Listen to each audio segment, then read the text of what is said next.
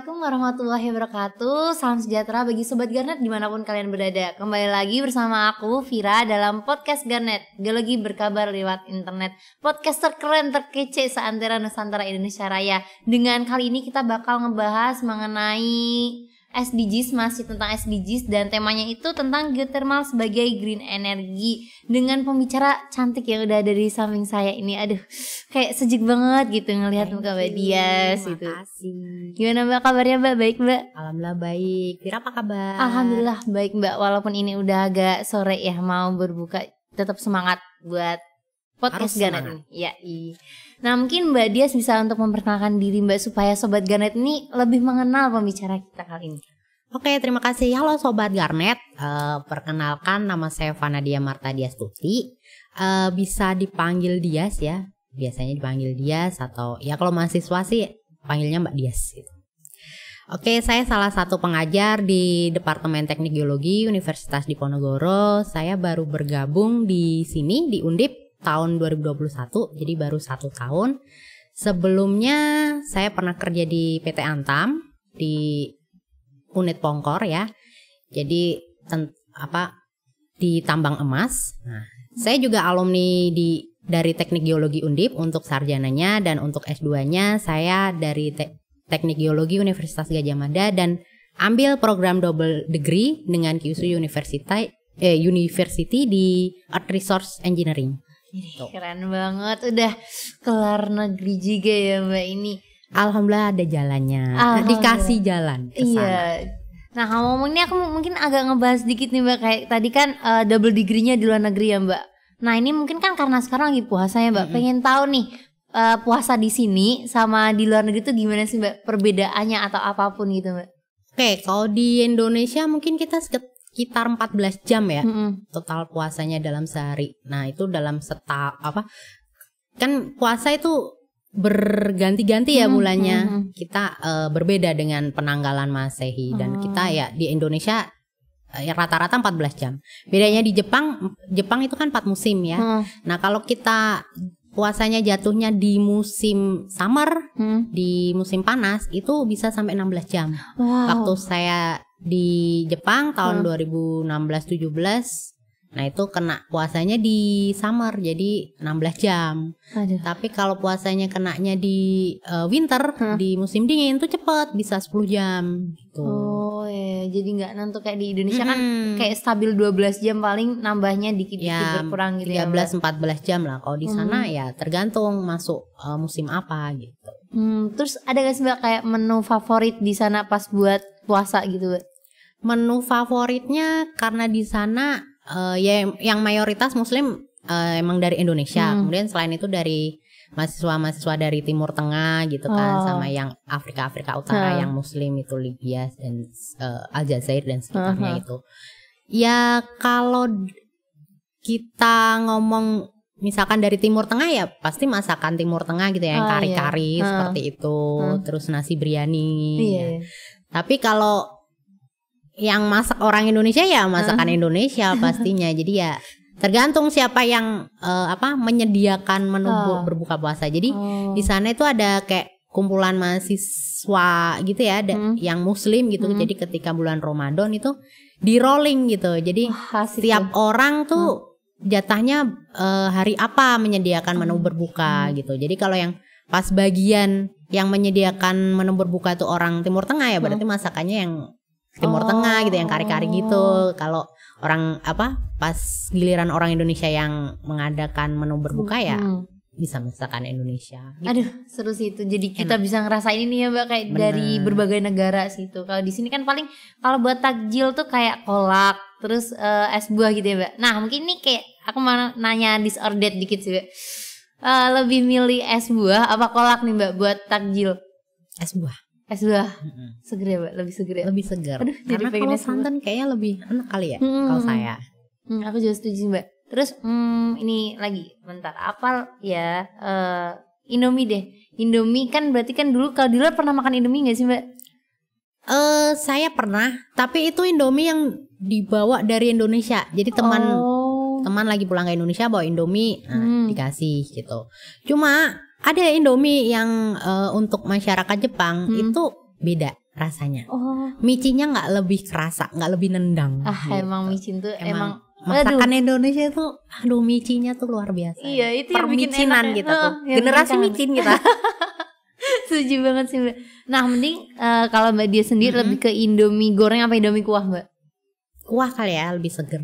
Wah kita beda sekti nih Mbak. Kalau aku lebih ke goreng. Oke, gak apa-apa. Tiap orang beda. Iya. Nah mungkin lanjut dulu deh Mbak. Kita langsung ke tema dulu nih. Mungkin tadi udah banyak ngobrol singkat-singkat. Nah kita langsung masuk ke geothermal sebagai green energy-nya. Nah mungkin pertama bisa ngenalin dulu gak sih Mbak tentang apa sih geothermal itu sebenarnya tuh, konsepnya tuh seperti apa geothermal itu Mbak? Oke, jadi geothermal seperti yang kita ketahui ya, yang telah kita pelajari bersama, berasal dari dua kata, geo dan thermal. Geo artinya bumi ya, thermal artinya panas. Jadi maksudnya adalah ya jadi di dalam bumi kita itu ada panas alami gitu ya. Bisa berasal dari intrusi atau dari pluton atau dari dapur magma. Nah, ketiga heat source itu, sumber panas itu nantinya akan memancarkan energi panas ya. Kemudian nantinya di dalam reservoir itu kan terkandung fluida ya, air gitu, uap gitu. Nah kalau fluida yang ditampung di reservoir itu dipanaskan oleh heat source, itu nantinya bisa menghasilkan energi geothermal. Jadi menghasilkan fluida geothermal, kemudian nanti fluida geothermalnya naik ke permukaan. Nah itu yang nantinya kita ambil ya, kita produksi, sehingga energi geothermal itu dapat kita manfaatkan baik secara langsung maupun tidak langsung. Kalau tidak langsung itu bisa diubah menjadi energi listrik gitu ya, dengan PLTP, pembangkit listrik tenaga panas bumi. Kalau tidak langsung ya misalkan kalian ini di pemandian air panas, nah itu kan pemanfaatan langsung. Kemudian seperti pemanfaatan greenhouse, kemudian peternakan ikan seperti itu. Nah itu adalah salah satu contoh pemanfaatan langsung. Oke. Nah berarti bisa dibantu geothermal berarti cukup penting ya Mbak untuk suatu negara gitu. Seberapa penting sih Mbak adanya suatu geothermal itu Mbak? Ya kalau di Indonesia penting ya, sangat penting, bahkan bisa dibilang sangat penting. Kenapa? Kita harusnya bersyukur kita hidup di ring of fire ya, walaupun ada plus minusnya ya, ada keuntungannya ya, salah satu misalnya geothermal, kemudian kaitannya dengan endapan mineral itu kita banyak, mulai dari emas, perak, tembaga dan lain sebagainya. Karena topik kita kali ini membahas geothermal ya, kita fokus ke geothermal. Salah satunya keuntungan kita hidup di ring of fire adalah banyak gunung api vulkanik ya yang aktif dan itu menghasilkan energi geothermal. Nah, jadi Indonesia itu berdasarkan ini ya, dari Dirjen ESDM itu tahun 2020 kita tuh punya potensi sekitar 23,9 gigawatt energi ya. Besar sekali. Dan ternyata yang baru diproduksi masih kecil, kurang dari 10%, baru 9%, baru 2,2 gigawatt energi. Nah ini tugas kita sebagai generasi penerus bangsa, bagaimana bisa memanfaatkan apa yang sudah dikaruniakan Tuhan gitu ya, untuk negeri kita tercinta, untuk kemakmuran bangsa Indonesia gitu. Jadi kita harus bisa memaksimalkan potensi energi geothermal yang besar ya, sangat besar di negara kita itu, baik untuk pemanfaatan langsung maupun tidak langsung. Berarti kayak itu baru 10% ya Mbak, masih ada 90% yang belum tergunakan dong. Bahkan kalau ini ya dari pemerintah itu sekarang sedang melakukan penggenjotan ya. Jadi untuk 2020 hingga 2030 itu ditargetkan bisa memproduksi 8.000 megawatt energi gitu. Jadi karena kita masih sekarang 2,2 gigawatt energi itu kan masih 0,8 gigawatt energi yang harus dikejar gitu. Jadi ya memang ya butuh kerja keras, tetapi ya inilah harusnya kita syukuri karunia dari Tuhan ya, maksudnya kita sudah energi geothermalnya sudah besar ya, berarti tinggal SDM kita yang bagaimana caranya bisa dimanfaatkan untuk kemakmuran bangsa Indonesia. Gitu. Nah mungkin kan kita udah tahu nih kalau Indonesia banyak lah geothermal di Indonesia, banyak karena Indonesia juga ada di Ring of Fire gitu ya Mbak. Nah di Indonesia sendiri tuh ada berapa tipe sih Mbak, tipe-tipe geothermal di Indonesia itu Mbak? Oke, ini ada beberapa ini ya pendapat. Kalau dari Pak Kasbani itu ada yang membagi tipe sistem geothermal di Indonesia tuh ada yang vulkanik, kemudian vulkanotektonik, jadi kaitannya dengan tektonik ya. Contohnya kaitannya dengan graben, kemudian yang non vulkanik. Nah kalau vulkanik ini menurut Pak Kasbani ya berarti volcanic hosted, jadi yang kaitannya dengan gunung api gitu. Dan kalau yang vulkanotektonik berarti kaitannya dengan gunung api dan struktur graben. Nah, contohnya ini di Sarula ya. Kalau yang vulkanik itu banyak ya kayak Kamojang, Daraja, Dieng, pokoknya yang kaitan dengan gunung api gitu. Kemudian untuk yang non vulkanik berarti yang tidak berkaitan dengan gunung api ya, misalkan dengan ada sesar gitu kan. Nah ini contohnya banyak di lapangan panas bumi yang di Sulawesi gitu. Nah itu ya. Jadi untuk yang non vulkanik dia temperaturnya itu rendah, cenderung rendah. Ya maksimal sedang lah, tidak sampai tinggi. Kalau yang kaitan dengan vulkanik, nah itu yang tinggi gitu, high enthalpy. Oke. Berarti ya bisa itu yang menurut Pak Kasbani ya. Tapi kalau yang menurut Hostein, nah itu beda lagi. Kalau yang vulkanik itu artinya bahwa sistem geothermal itu didominasi oleh air magmatik, fluidanya magmatik gitu. Contohnya kalau di Indonesia yang pure magmatik, kalau sepengetahuan saya belum ada ya. Tapi kalau yang mix antara magmatik dengan hidrotermal tuh contohnya kayak Ijen gitu. Jadi dari diagram isotop oksigen dan deuteriumnya dia memang dia diplotnya di dekat magmatic water seperti itu, di sekitar magmatic water. Itu yang Ijen. Tapi kalau yang hidrotermal ya banyak kayak Arjuna Welirang gitu. Itu salah satu contohnya. Banyak juga ya Mbak di Indonesia ternyata. Iya. Ya? Tergantung klasifikasi yang mana dan siapa yang mencetuskan klasifikasinya. Ya. Berarti ini nggak sih Mbak, kayak kan di Indonesia banyak gunung, berarti setiap gunung itu udah pasti ada geotermalnya gitu apa enggak Mbak? Belum tentu. Kalau gunung apinya sudah tersier, sudah mati, itu bukan geotermal lagi. Jadi lebih ke endapan mineral kayak emas, perak, tembaga gitu. Contohnya kayak Gunung Pongkor atau Grasberg itu kan endapan mineral kan gitu. Jadi kalau geotermal ya intinya yang masih aktif, yang plutonnya tuh masih panas atau intrusi atau dapur magmanya masih aktif. Tapi kalau gunung apinya sudah, plutonnya sudah mendingin, sudah nggak aktif, dapur magmanya juga mungkin sudah pindah gitu ya. Nah itu jadi ke endapan mineral gitu. Jadi yang endapan mineral itu bisa dibilang dulunya itu waktu aktif sistem geotermal, tetapi sekarang disebut fosil geotermal. Jadi endapan mineral. Iya. Oke, paham. Nah mungkin kan tadi juga sempat dibahas mengenai pemanfaatannya ya Mbak, bisa secara langsung, bisa secara non langsung juga. Nah kalau di Indonesia sendiri tuh perkembangan pemanfaatannya ini gimana sih Mbak? Kan tadi potensinya masih besar banget nih di Indonesia, cuman pemanfaatannya baru 10%. Nah gimana sih perkembangan pemanfaatan di Indonesia sendiri? Oke, kalau pemanfaatan tidak langsung ya itu ya melalui pembangkit listrik tenaga panas bumi ya kita banyak lah, contohnya yang paling dekat ya Dieng ya dari Semarang. Kemudian ada Kamojang, Darajat, Salak gitu ya. Kemudian yang di Sumatera ada Ulu Belu, Sibaya, dan pokoknya dari Sumatera, Jawa, Nusa Tenggara itu ada semua.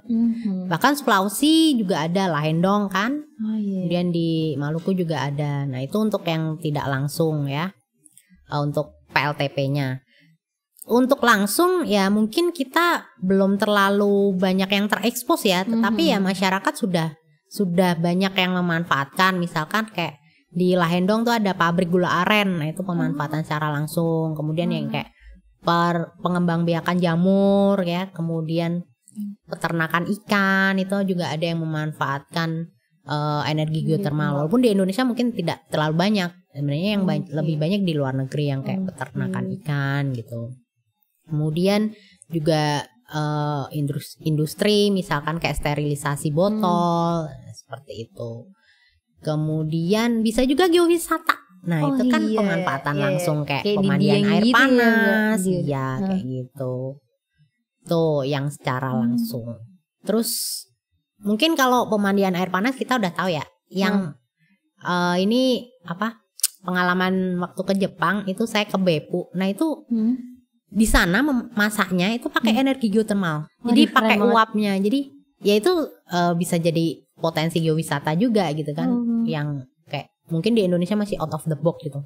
Masa sih bisa? Mungkin kita taunya cuma kayak ngerebus telur itu. Ya itu ya baru taunya gitu. Ternyata bisa juga masak udang, masak kepiting itu pakai uap geotermalnya gitu. Iya, kalau di Indonesia ngetrennya gitu kan Mbak, kayak telur rebus telur ditaruh dikasih gitu terus kan, tinggal ngupas doang. Ternyata bisa buat masak banyak ya Mbak? Iya, bisa masak sayur, bisa masak seafood kayak gitu. Daging juga. Tapi itu berpengaruh sama rasanya nggak sih Mbak? Enggak sih, rasanya ya enak-enak aja. Maksudnya nggak yang kayak bau sulfur gitu enggak. Ya beda ya mungkin. Ya kalau di Indonesia mungkin agak bau sulfur karena dicelupin di air panas di hot springnya gitu kan. Cuma kalau di sana ya kita mengekstraksi uapnya gitu. Tapi bisa dibilang kayak caranya yang salah cooking. Gitu langsung. Ya sebenarnya di Jepang juga kalau kita lagi ke lapangan ada hot spring ya udah taruh telur gitu. Kadang pernah makan langsung. Gitu ya Mbak ternyata. Nah berarti kan tadi juga sempat dibahas kalau banyak masyarakat yang udah memanfaatkan. Nah di sini tuh selain masyarakat kan tentu sebagai seorang geoscience nih Mbak, kan punya kayak kewajiban tersendiri buat mengembangkan potensi dari geotermal ini, kayak untuk masyarakat kita memberikan pencerdasan dan lain sebagainya. Nah di sini sendiri tuh sebagai geoscience tuh apa sih Mbak perannya itu yang bisa langsung gitu terlibat di masyarakat dan pengembangannya? Oke, untuk peran geoscientist dalam eksplorasi geotermal. Nah ini kita itu berkaitan dengan ini ya. Kalau eksplorasi geotermal itu ada 3G. Jadi geologi, geokemis sama geofisis itu saling kerjasama gitu. Jadi memang ketiga metode itu ya, survei geologi, survei geokimia dan geofisika itu harus dilakukan gitu ya kan.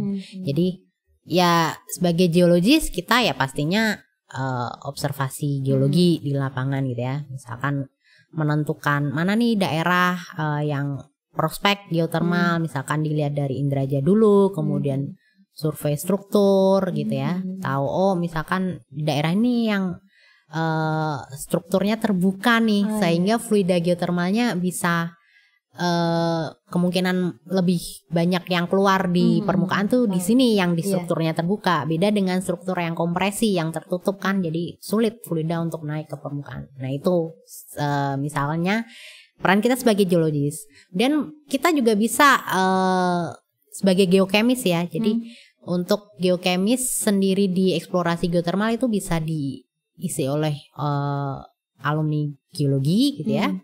Dari geologis atau dari misalkan dari kimia gitu, dari rumpun ilmu kimia. Nah itu.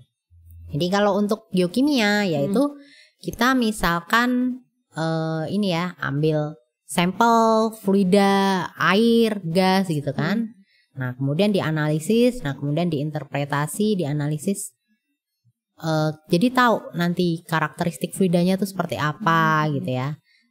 Asal fluidanya dari mana, apakah meteorika, apakah magmatika gitu. Kemudian yang paling penting adalah kita bisa mengestimasi temperatur reservoir panas buminya dari sampel fluidanya, baik air ataupun gas. Nah itu. Jadi kita sebelum misalkan ada pemboran, sebelum fluida geotermal yang dari reservoir itu naik langsung ya ke permukaan kita produksi. Nah kita bisa mengestimasi nih dari sampel fluidanya sendiri. Jadi kita tidak harus menginvestasikan bermiliar-miliar gitu ya untuk membuat satu sumur pemboran, tapi dari studi geokimia itu kita udah bisa mengestimasi gitu. Berapa sih temperatur reservoir di bawah permukaan gitu. Nah, itu yang peran geokemis. Dan yang geofisis ya pasti ini ya kaitannya dengan model bawah permukaannya seperti apa, di mana sih reservoirnya di mana, kemudian clay cap-nya sampai elevasi berapa, kemudian heat source-nya di mana. Nah itu memang studi 3G ini berkaitan dan harus saling bekerja sama. Oh, oke. Jadi kayak 3G sini kalau emang itu disatukan itu emang bakal kayak membantu banget dalam hal geothermal ya Mbak. Kayak kita dapat melakukan penghematan dalam ini eksplorasinya gitu ya Mbak. Soalnya udah kayak kita tahu kayak pemodelan di bawah tanahnya bisa memperkirakan juga gitu ya Mbak. Jadi studi 3G ini yang harus dilakukan gitu. Jadi awalnya memang geologi ya, geologi yang paling murah ya, paling murah, paling mudah. Kemudian masuk ke geokimia, baru yang terakhir geofisika. Sudah masuk eksplorasi selanjut itu sudah mulai geofisika dan pemboran. Karena geofisika dan pemboran itu membutuhkan dana yang besar gitu ya. Jadi ya ini sebagai geologis gitu ya, ya kita bisa perannya ya maksudnya kalau punya minat, siapa yang ada minat belajar ke geothermal ya sudah belajar yang baik gitu ya. Jadi ntar kalau misalkan lulus bisa apply ke perusahaan geothermal seperti itu. Nah, itu salah satu peran dari kita sebagai geoscientist gitu. Okay. Nah mungkin Sobat Garnet nih kayak masih bertanya-tanya kan sama itu banyak nih Mbak kabar yang berseliweran tentang geothermal. Kayak ya banyak lah. Mungkin aku bakal nanya kayak ini mungkin ntar Mbak Dias bisa jawab kayak ini tuh benar fakta atau cuma mitos, ini tuh true atau false gitu ya Mbak. Ini aku udah kayak searching lah, ini yang biasa jadi perdebatan tuh. Nah mungkin di sini ada satu dulu nih Mbak, kayak geothermal tuh termasuk energi terbarukan yang bersih, itu tuh bener apa enggak sih Mbak? Fakta dong, fakta pasti. Karena dari emisi karbon dioksidanya ya, geothermal tuh yang paling rendah, sekitar 75 gram per kilowatt hour. Tuh, dibandingkan yang oil ya sekitar 700-an gram per kilowatt hour. Kalau coal ini yang paling kotor lah bisa dibilang. Hampir 1000 gram per kilowatt hour. Makanya geothermal adalah salah satu energi yang bisa dibilang paling bersih lah. Green energy dibanding energi fosil ya seperti minyak dan gas bumi, kemudian batu bara seperti itu. Oke. Nah mungkin juga banyak nih Mbak kayak yang masih ngira kan ini termasuk energi terbarukan ya Mbak. Nah banyak berpikiran kalau energi terbarukan tuh pasti mahal gitu Mbak. Gimana sih Mbak itu pernyataan itu tuh benar atau enggak?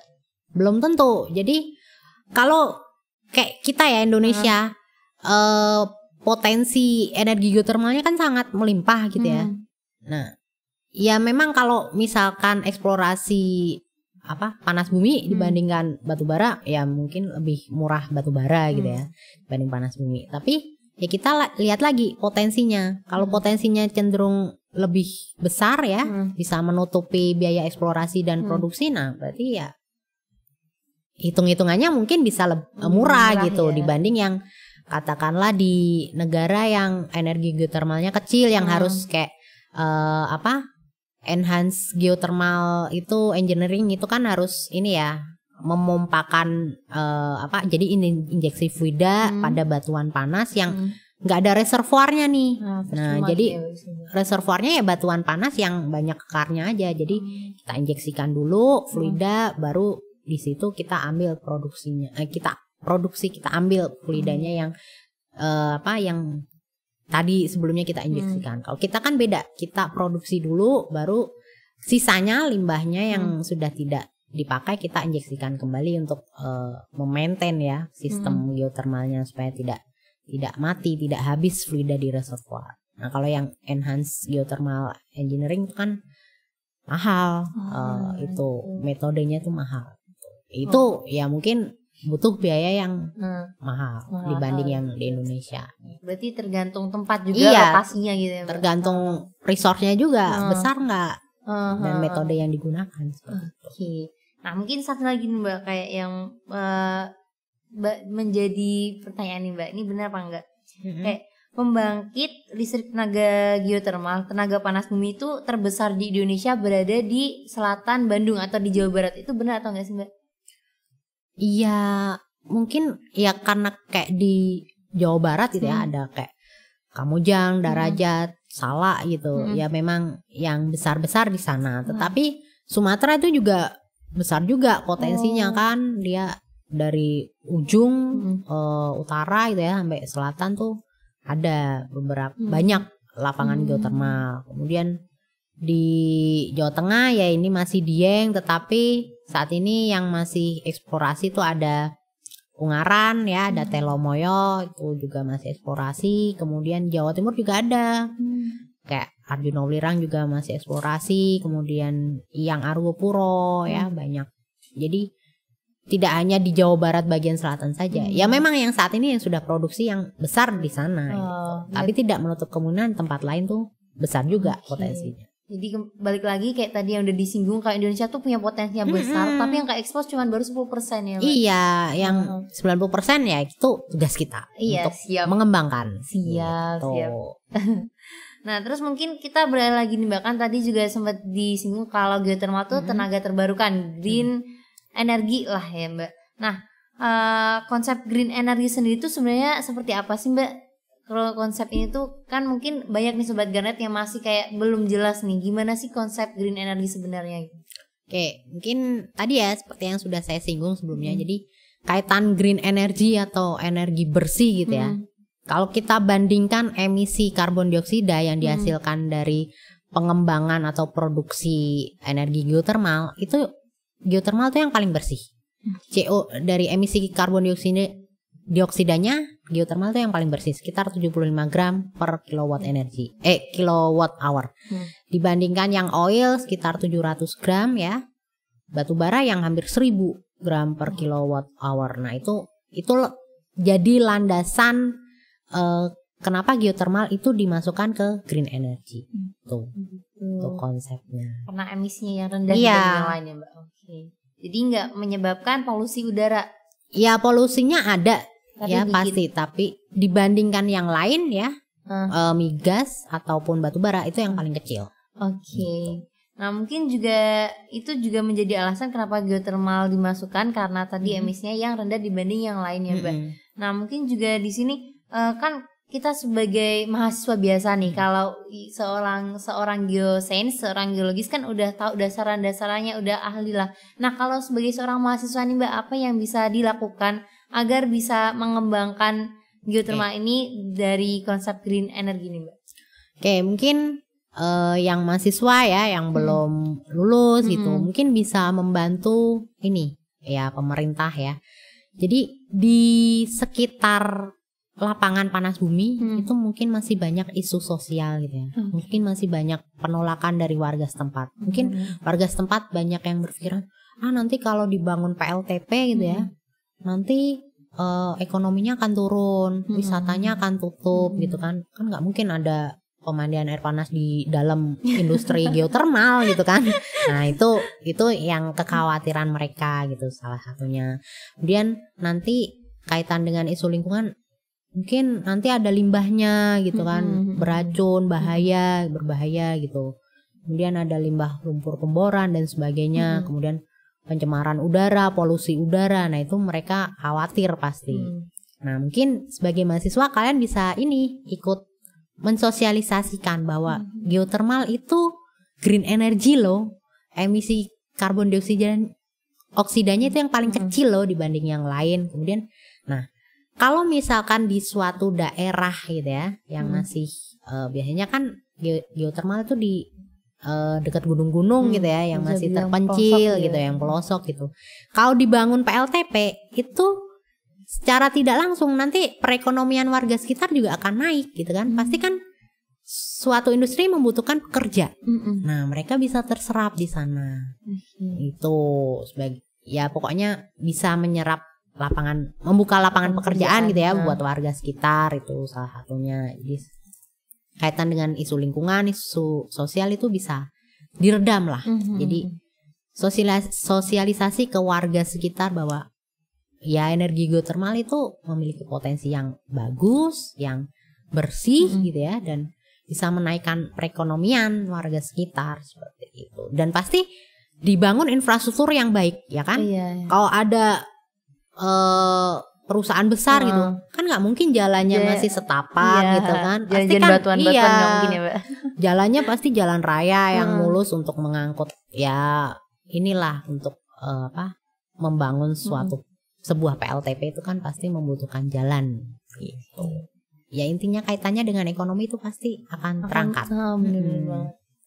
Nah berarti ya mahasiswa kayak memberikan pencerdasan lah, membuka pikiran warganya yang ada di daerah tersebut untuk gini loh, geothermal tuh nggak merugikan sebenarnya, emisinya bahkan rendah gitu ya Mbak, biar masyarakatnya tuh kayak berpikiran oh ternyata geothermal tuh emang lebih baik dari yang lain, apalagi dari oil batubara gitu ya Mbak. Betul sekali. Nah kan untuk kedepannya nih prospek kerjanya di dunia bidang geothermal tuh di Indonesia sendiri seperti apa sih Mbak sebenarnya? Kalau prospeknya kedepannya ya, kalau ya menurut saya sangat menjanjikan ya, maksudnya terbuka lebar gitu. Apalagi pemerintah ini sedang fokus untuk menggenjot ini ya, perkembangan eksplorasi geothermal gitu. Kita masih sampai 2030 tuh masih ada 0,8 gigawatt energi yang harus dicapai gitu untuk diproduksi. Nah, berarti kan apalagi kalau misalkan akan dibuka akan dibuka sebuah PLTP gitu ya. Berarti kan nanti akan menyerap tenaga kerja dari geoscientist itu sendiri. Nah, itu makanya ya saya tidak mengompor-ngompori semua mahasiswa untuk ke geothermal, cuma ya siapa yang berminat, nah itu bisa bisa lurus ke fokus atau minat awalnya geothermal udah. Jadi yang diambil ya mata kuliah geothermal gitu. Fokuslah belajar geothermal. Biar ilmunya juga lebih fokus, biar lebih baik gitu ya Mbak, memahami ilmunya. Oke. Wah, saya jadi pengen pilih geothermal nih jadinya. Ya nggak apa-apa, bagus. Saya juga tadi saya dengarkan masih banyak banget potensinya di Indonesia yang belum tereksplorasi, termanfaatkan dengan baik ya Mbak. Betul. Menjanjikan banget sih sebagai seorang calon geologis nih, itu lapangan kerja yang baik ya Mbak. Nah kan ini juga berarti selain peran mahasiswa, peran geoscience juga ini pasti ada peran dari pemerintah nih Mbak. Nah di sini peran pemerintah untuk mengembangkan geothermal di Indonesia itu seperti apa Mbak? Oke, jadi kalau dari pemerintah tuh memberi dukungan yang cukup bagus sih ya. Jadi dari Badan Geologi itu melakukan eksplorasi bahkan sampai tahap pemboran ya. Dan sudah nanti dikeluarkan berapa resource-nya gitu ya, cadangannya, baru nanti akan dilakukan pelelangan gitu. Siapa perusahaan yang mau mengerjakan suatu WKP, wilayah kerja panas bumi gitu.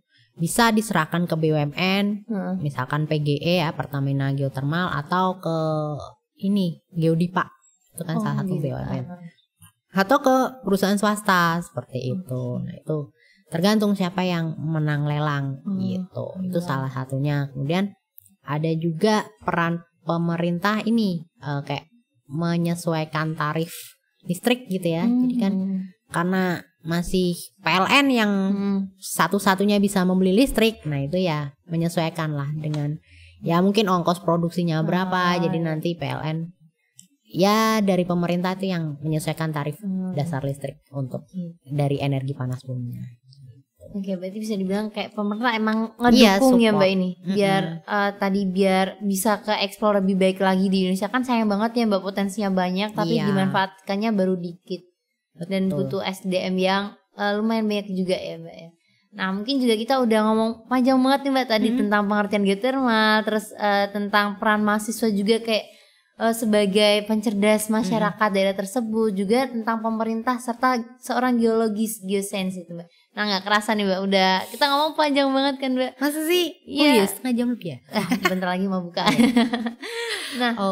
Nah ini mungkin aku ada sedikit tebak-tebakan untuk mengakhiri sesi kali ini nih. Siap. Ini nggak serius Mbak tebak-tebakannya. Berpikirnya santai aja Mbak. Siap. Aduh, aku jadi deg-degan ya mau ngasih tebak-tebakan nih. Bentar. Loh, nyontek dulu. Enggak, kan tadi biar nggak hilang gitu. Oke, siap. Oke. Ikan apa yang bisa terbang? Ikan Indosiar. Bener kan? Tapi enggak Mbak. Enggak. Apa dong? Nyerah nih Dan. Ikan. Kapal terbang. Enggak, salah. Nggak tahu. Jawabannya apa? Lele lawar. Oh ya, lele lawar. Oke, ya. Boleh. Aduh, jokes bapak-bapak banget nih. Mau lagi nggak Mbak? Ada satu lagi nih Mbak. Apa? Iya. Dan ini kayaknya juga bakal garing sih Mbak. Tapi tolong support untuk ketawa ya Mbak. Oke. Kucing apa yang gak pernah salah? Kucing gak pernah salah. Apa dong? Kucing bener. Apa? Udah nyerah Mbak. Kucing gak pernah salah. Ya, oke deh, nyerah, nggak ngerti. Kucing gabrong. Oke. Ya, baiklah. Boleh. Nah, mungkin adalah itu. Udah, dua doang. Udah. Ya, nantangin besok lagi lah Mbak, saya cari yang banyak Mbak. Boleh. Nah, mungkin buat sobat Garnet sekalian nih yang udah nonton episode kali ini, terima kasih banyak. Dan ini semoga ilmu-ilmu yang sudah kita dapatkan ini bisa menjadi pembelajaran baru buat sobat-sobat Garnet dimanapun kalian berada. Nah, untuk terakhir nih aku punya sedikit pantun untuk penutup. Apa tuh? Aduh, jadi lupa kan Mbak, gara-gara kucing gak obrong itu. Bentar, tadi aku sempat nulis. Oke. Menu berbuka belinya sayur capcay. Sampai jumpa. See you, bye-bye. Bye-bye. Bye-bye, sobat Garnet semuanya.